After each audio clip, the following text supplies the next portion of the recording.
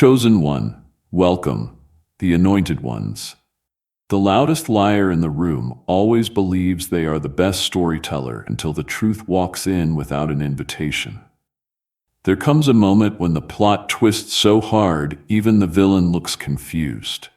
They thought they had everyone eating out of their hands, spinning tales about you like a master puppeteer. But here's the funny part. When you spend all your time controlling the narrative, eventually the narrative starts controlling you. Psychologists say that chronic liars often end up believing their own stories. It is called self-deceptive truth bias. They convince themselves that the lie is reality until reality itself decides to speak. And lately, reality has been loud.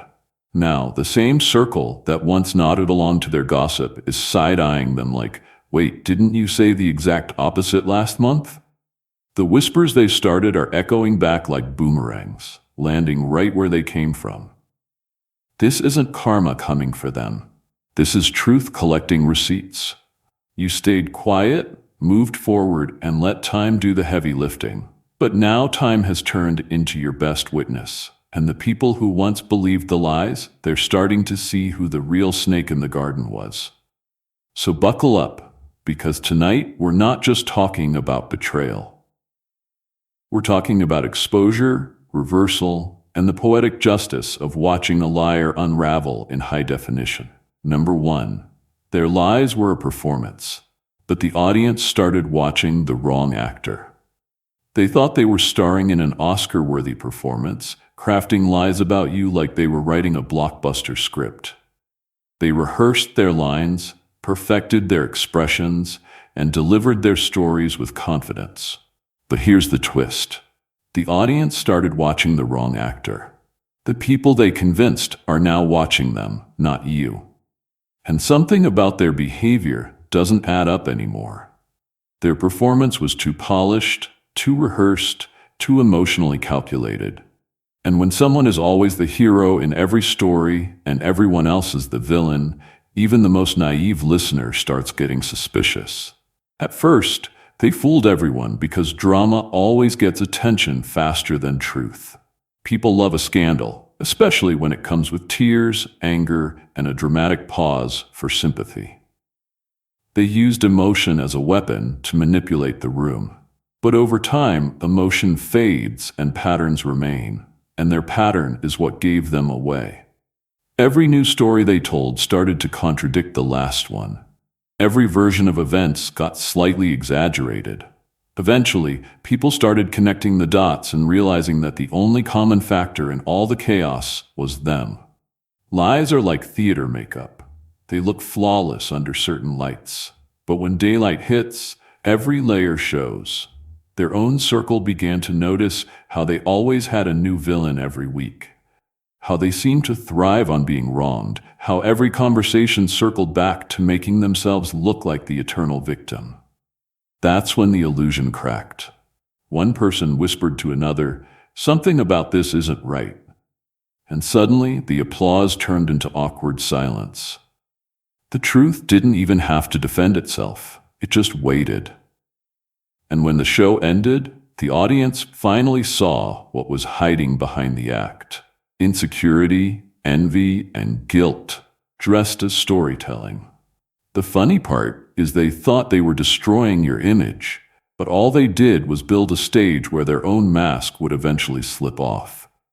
Now the same people who once believed their every word are replaying their conversations in their minds, realizing they were manipulated. The performance that was supposed to make you look bad ended up exposing them as the most dishonest actor in the cast.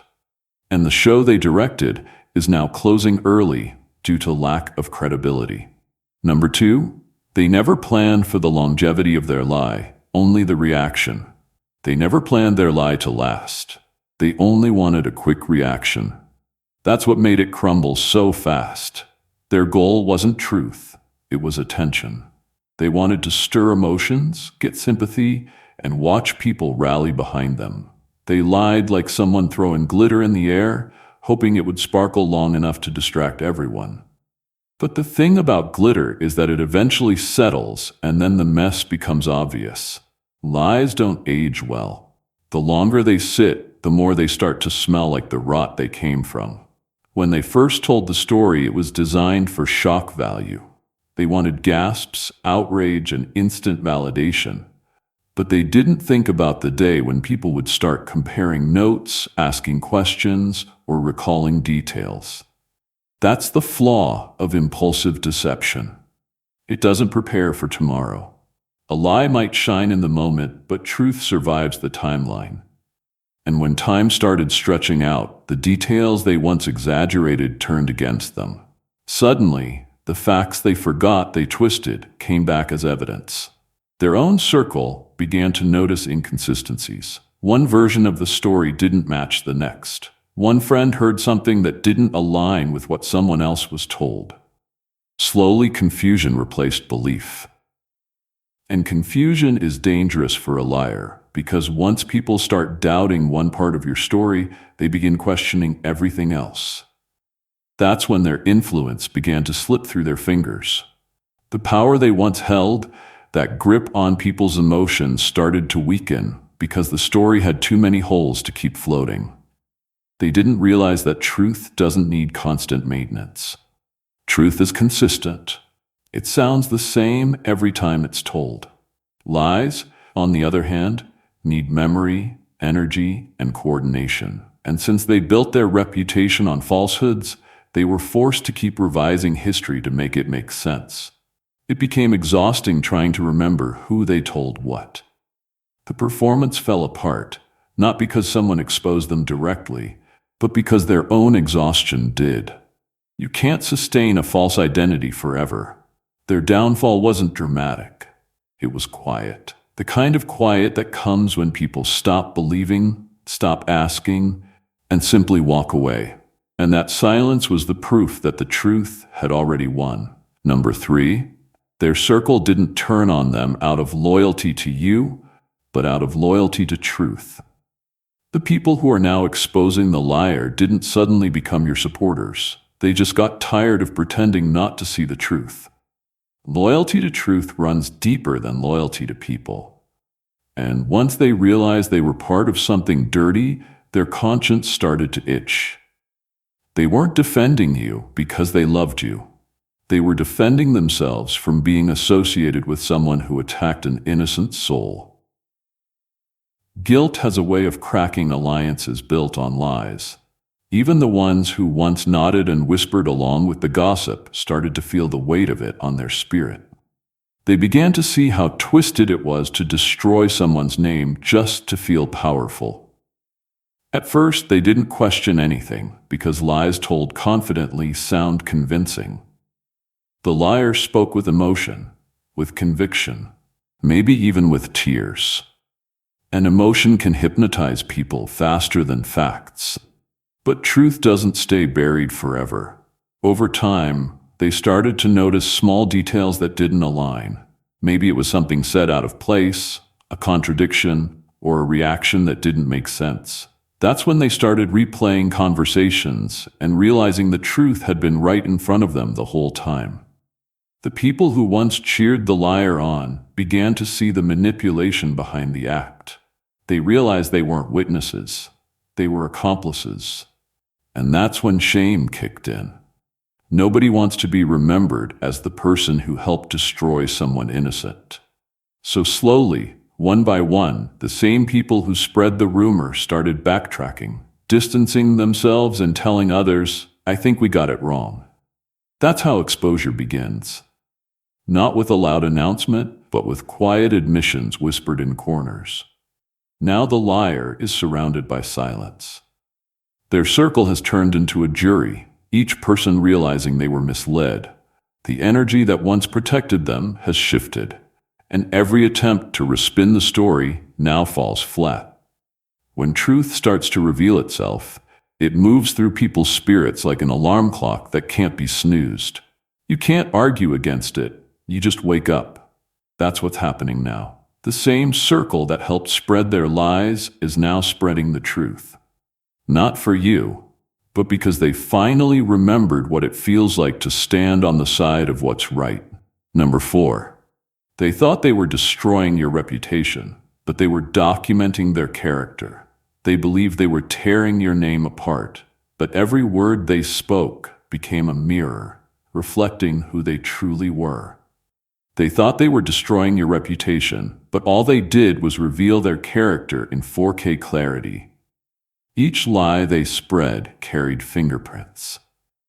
The tone of bitterness, the scent of jealousy, and the weight of insecurity. What they didn't realize was that their storytelling wasn't building a case against you. It was archiving evidence of their own spiritual decay. Every accusation was a confession disguised as gossip. They spoke so much about your supposed flaws that it became impossible not to notice how emotionally invested they were in your downfall.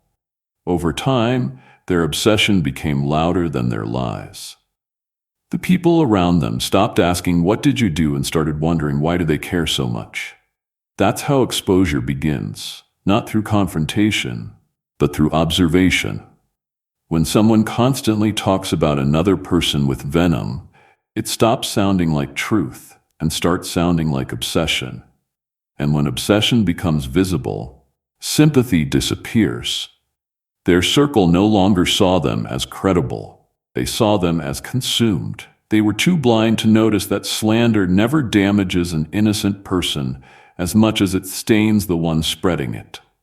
They thought people were laughing at you, but the laughter eventually turned toward them.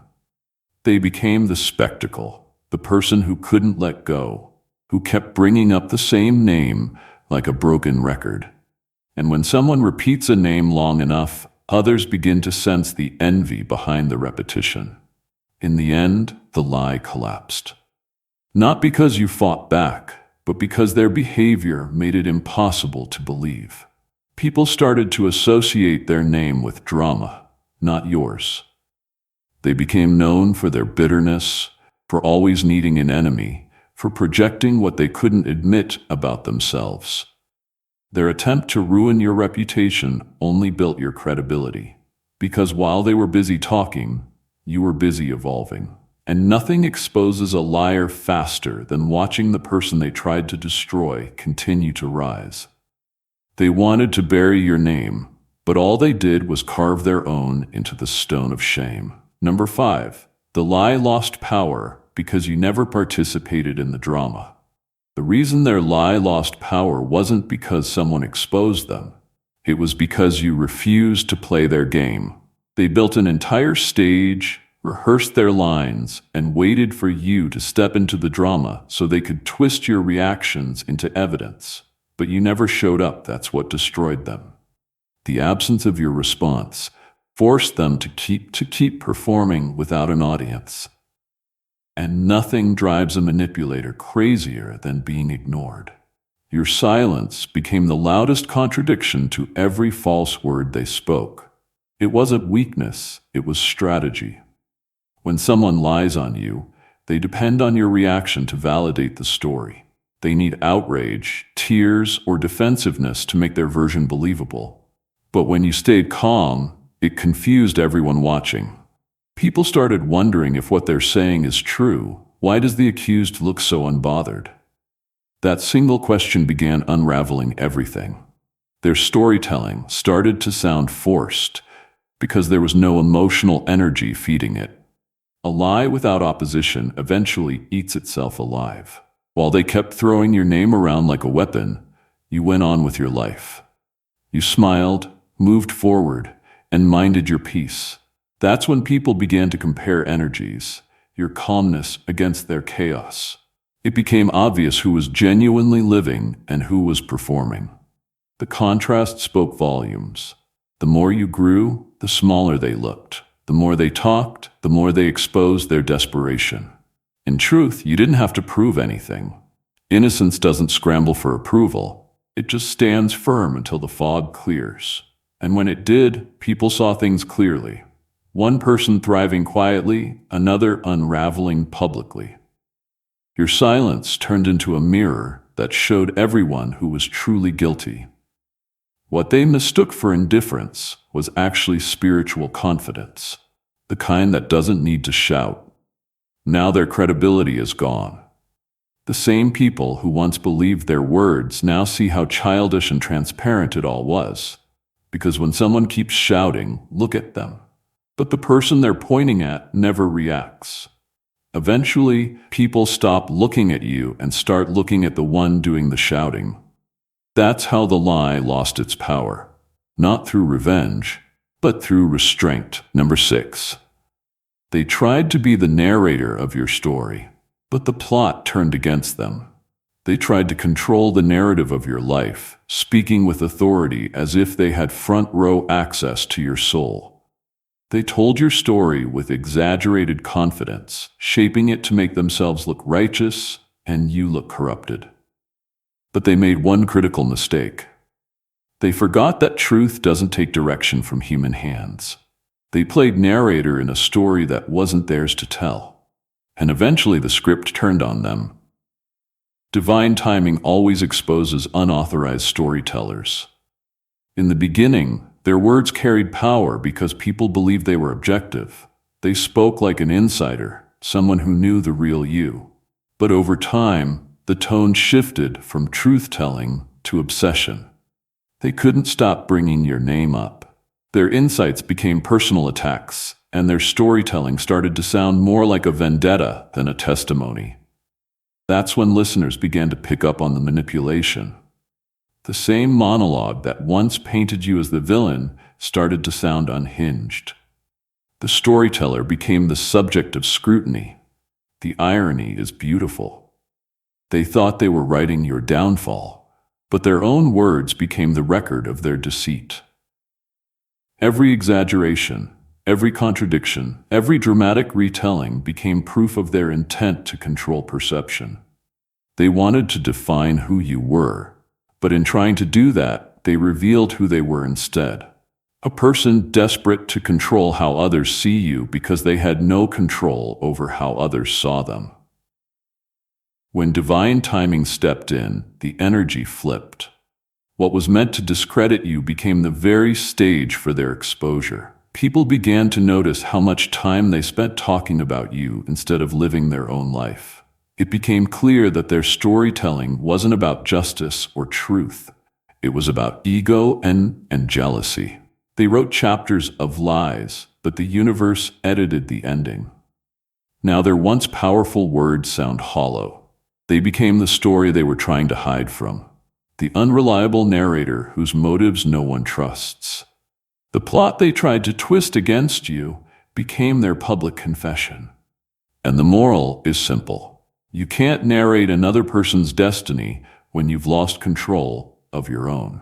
Number 7, they were addicted to your name, and that's what exposed them. They couldn't stop saying your name. It slipped into every conversation, every rant, every subtle dig. Even when the topic had nothing to do with you, they found a way to bring you up because their mind couldn't let you go. That's how their own downfall began. The same obsession they used to fuel their lies became the very thing that exposed them. You became their favorite subject, their secret addiction, their emotional compass, and everyone around them noticed it before they did. At first, their circle thought it was casual gossip, just another round of complaints. But when someone mentions a name too often, people start to sense the obsession behind the words. The energy shifts. It stops sounding like hate and starts smelling like fixation. They said they despised you, yet couldn't stop talking about you. They criticized your every move, yet knew all your moves. They followed your life closer than your supporters did. And that kind of obsession doesn't come from hatred. It comes from hidden admiration. Their downfall began when their friends started asking subtle questions. Why are you so focused on them? Why do you care so much? Those questions hit harder than any confrontation because they forced the liar to face what they were really doing. Promoting the very person they wanted forgotten.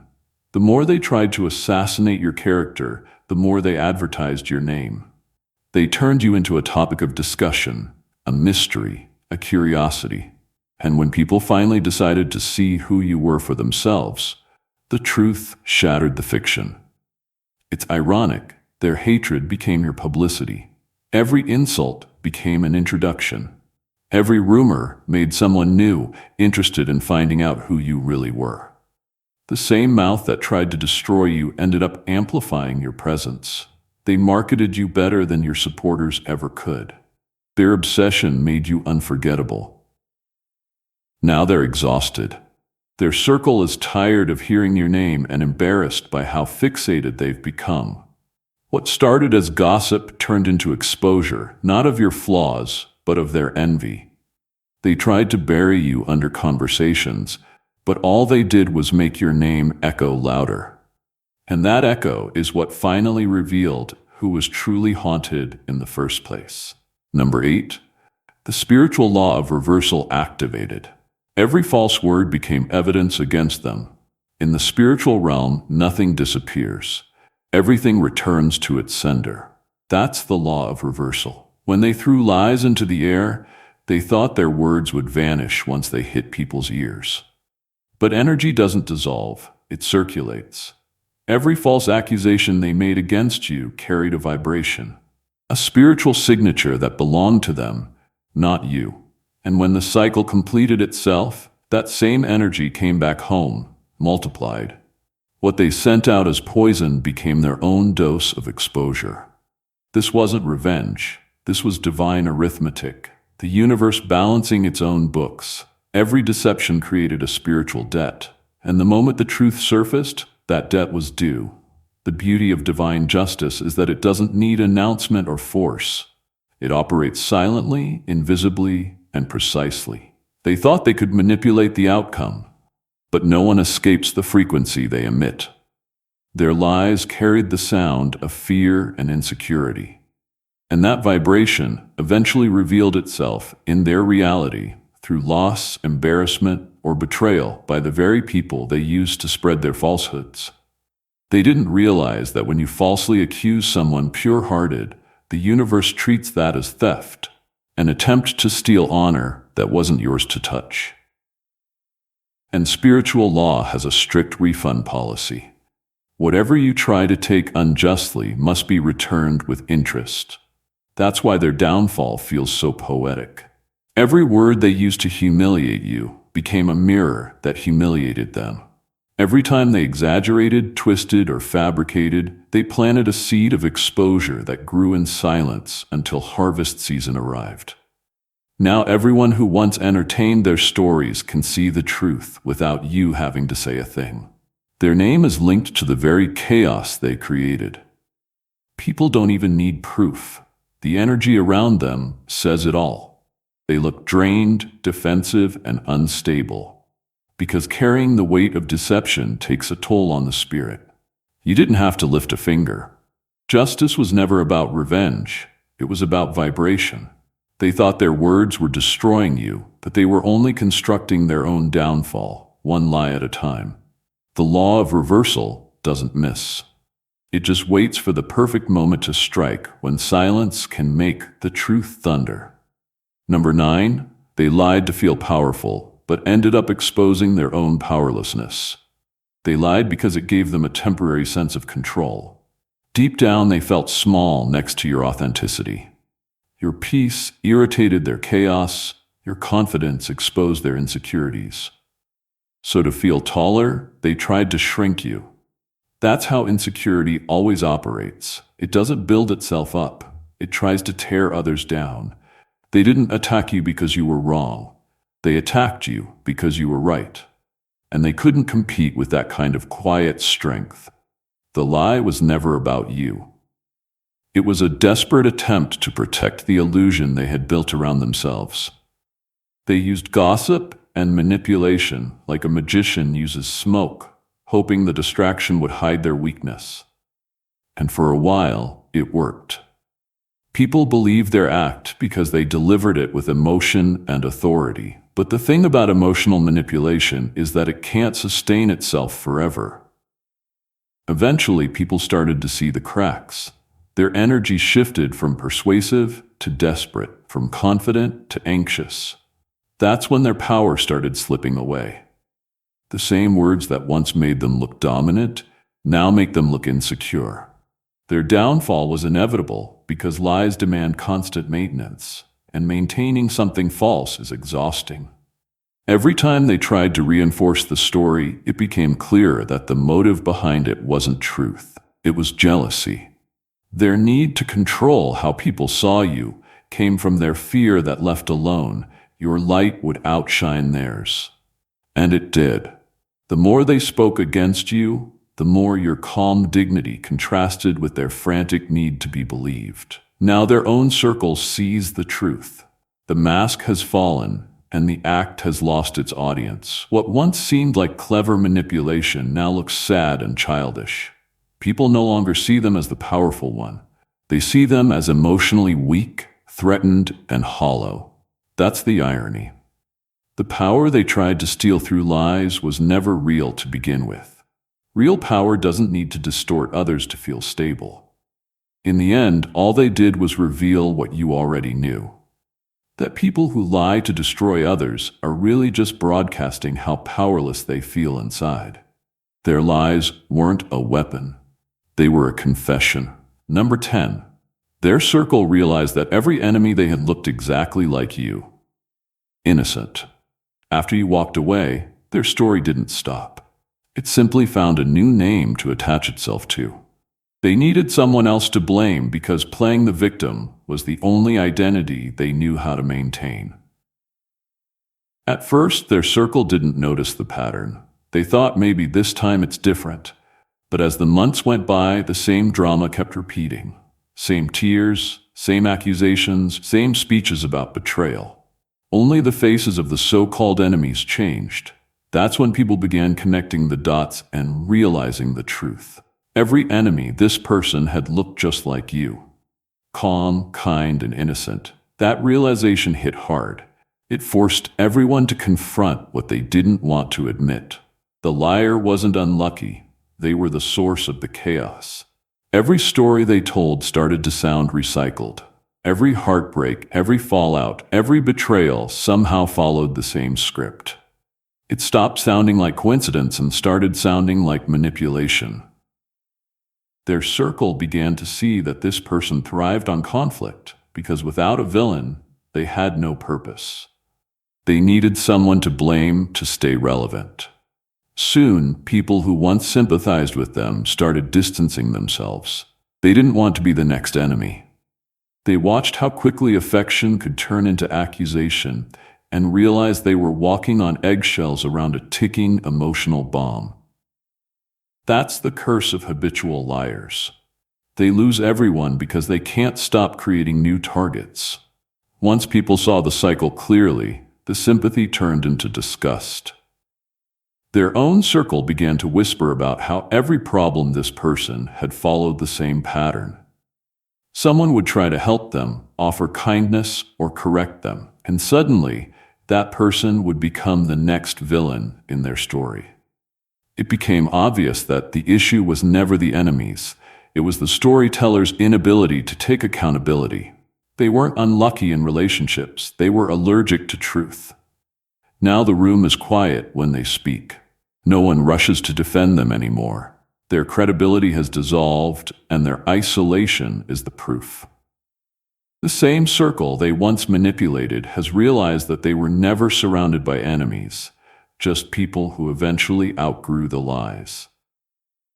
The parasite has been exposed, and this time there's no one left to feed on. Number 11, they mistook influence for immunity until truth revoked their privilege. They believed their charm was a shield, that because people admired or trusted them, they could say anything, do anything, and never face consequences. They thought influence was the same as protection. That the louder their voice became, the more invincible they were. For a while, it even worked. They manipulated sympathy, played the victim, and used popularity like armor. But influence built on deception always carries an expiration date. Sooner or later, truth collects its due. Their downfall began quietly, not with public humiliation at first, but with subtle shifts in energy. People stopped laughing as hard at their jokes, stopped replying as fast to their messages, stopped defending them when they spoke against others. The same crowd that once clapped for them began to see through them. Because no matter how loud lies echo, they can't compete with the stillness of truth. And once that stillness enters the room, charisma loses its magic. Their influence wasn't destroyed by enemies, it was dismantled by time. When people finally looked beyond the surface, they saw how much of that confidence was just performance. The truth revealed that their power never came from authenticity, but from illusion. They weren't loved for who they were tolerated for who they pretended to be. And once that illusion broke, there was nothing left to sustain their image. The irony is that they could have built something real if they had led with integrity. But they mistook temporary admiration for divine favor. They thought manipulation was strategy, and that being liked was the same as being blessed. But the universe doesn't operate on charm. It operates on truth. And when truth arrives, it strips away every false privilege.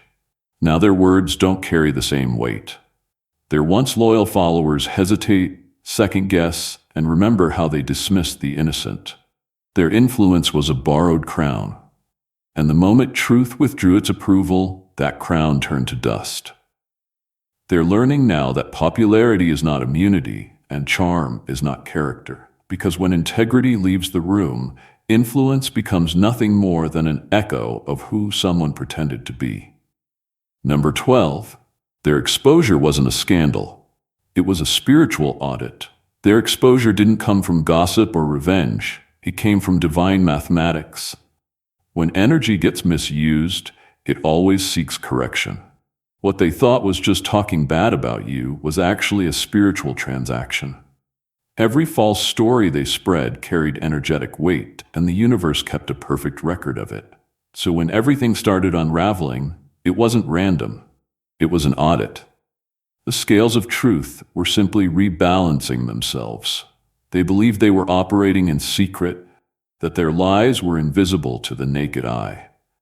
But spiritual law doesn't care about privacy. It cares about purity. The energy behind every word eventually demands accountability. And that's what makes this downfall feel so supernatural. It's not the world turning on them. It's their own vibration catching up. You can't send out venom and expect to breathe clean air forever. At some point, the same energy that polluted others circles back and asks for repayment. This is why it's not really a scandal. It's a collection. The universe doesn't destroy people. It mirrors them. Every false claim became a boomerang. Every manipulation became a confession. And every attempt to humiliate you became a public lesson about them. The people who once believed their stories now see the imbalance they created. The way their words carried malice dressed as morality. Truth didn't need to argue. It just waited for the weight of deception to collapse under its own gravity. The reason it feels divine is because of how precise it all unfolded. The same mouths that lied are now the ones revealing the truth without realizing it. Their circle isn't betraying them, it's correcting them. Spiritual law uses whoever is available to restore order, and when the energy comes full circle, exposure becomes education. They called it karma, but it's really cosmic bookkeeping. The universe reconciling every word, every intention, every vibration. You never had to lift a finger because truth doesn't chase, it audits. And when that audit finishes, it doesn't just expose lies. It reestablishes your name in the light where it always belonged. Number 13. The universe used their own circle as the mirror they refused to face. They refused to see the truth from you because their pride was louder than their conscience. No matter how obvious it was, they blocked it out thinking they knew better. But the universe doesn't stop when someone stubbornly ignores reality. It finds another way. That's when their own circle became the mirror they couldn't face. People they trusted, relied on, and thought were on their side began noticing patterns, inconsistencies, and behaviors that didn't add up. And slowly, those same people started speaking, not to you, but among themselves. The irony is sharp. The liar built a network of support around themselves, thinking it would shield them. Instead, it became the instrument of their exposure. Nothing cuts deeper than realizing the very people you manipulated to believe your lies are now the ones noticing, questioning, and quietly revealing the truth. Every conversation they had with allies carried the risk of exposure, because the truth has a way of moving through observation and intuition. The confidants who once amplified their stories began to see through the performance, and the lies that were once invisible suddenly became glaringly obvious. They didn't lose friends. They lost enablers. People stopped participating in the narrative, stopped feeding the cycle, and started stepping back to observe. Their circle's loyalty shifted from supporting deception to seeking clarity, justice, and honesty. And the liar who once thought they were untouchable suddenly found themselves isolated in the echo of their own obsession. Every word they had counted on to protect their image became irrelevant, because the people who used to validate them were no longer validating anything but the truth. This is the power of reflection. The universe doesn't need to confront someone directly when they refuse correction. It simply places a mirror in front of them and lets them see themselves through the eyes of those they trust. The humiliation, the exposure, and the unraveling don't come from revenge. They come from the quiet recognition that their own network now embodies the truth they refuse to acknowledge. Pride turned against them, and the mirror reflected their deception back in full clarity. Number 14, you became the proof that innocence needs no defense, only endurance. Your victory didn't come from fighting back or proving yourself to anyone. It came from endurance, from staying steady while the storm raged around you. Lies are fragile. They need constant attention, revision, and energy to survive. Truth, on the other hand, is self-sustaining. You didn't have to shout or defend yourself, because the longer you remained unshaken, the weaker the lies became. People started noticing the gap between the chaos they were fed and the calm integrity you maintained. Time became your ally. Each passing day stripped power from the false narratives they constructed. Every attempt to manipulate perception, every rumor they spread lost traction because you refused to participate in the drama. The more they spoke, the more obvious it became who was steady and who was unstable. You weren't proving innocence. You were embodying it, letting your actions and presence speak louder than any argument could. Endurance revealed the cracks in their stories that no words of defense could have exposed. Eventually, even those who once believed their lies began to reassess. The same people who doubted you, who repeated the accusations without question, started to see the truth in your constancy. They witnessed that nothing you did aligned with the narrative forced onto you. Your calm became a testimony. Your patience became a weapon. The very energy they tried to control, manipulate, or erase became a proof of your integrity. And the irony is profound. Those mouths that once spoke against you, filled with certainty about your supposed faults, are now admitting what they should have seen all along. They are confessing, either openly or in hushed acknowledgement, that you were the light they tried to dim, the innocence they tried to tarnish, and the strength they couldn't break. You didn't just survive. You became living evidence that innocence coupled with endurance doesn't need validation from others. It needs only time, patience, and unwavering integrity. In the end, their lies collapse under their own weight. But your truth stands untouched. You prove that real power doesn't shout or fight. It waits, persists, and endures until the world finally catches up. And when it does, the very people who tried to bring you down become witnesses to their own misjudgment. Everything we've explored today paints a clear picture. The truth always finds its way, no matter how deeply someone tries to bury it with lies, manipulation, or obsession. You've seen how lies that were meant to destroy your reputation became the very evidence of your strength, integrity, and endurance. Every false word, every rumor, every attempt to control perception didn't weaken you. It exposed those who carried them from the obsessive fixation they couldn't hide to the spiritual law that reversed every act of deceit to the mirror of their own circle, reflecting their hypocrisy. Every move they made was recorded in the story of their own unraveling. You didn't have to argue, defend, or even respond in kind. Your patience, resilience, and calmness became louder than any attack. Time did what words could not. It revealed the patterns, the obsession, the emptiness hidden behind charisma, and the desperation behind every lie. Their attempts to narrate your life backfired spectacularly because the universe never allows dishonesty to thrive unchecked. Every lie, every smear, every manipulation was a seed that grew into their own public exposure. And in the end, it wasn't about revenge or retaliation. It was about truth asserting itself, exposing those who tried to distort reality while lifting your integrity into the light. This story is more than just vindication. It's proof that innocence does not need defense, only endurance. It's proof that people who live in obsession, envy, and deceit are the ones who ultimately reveal themselves. And most importantly, it's proof that the universe has a way of balancing the scales in ways far beyond human comprehension.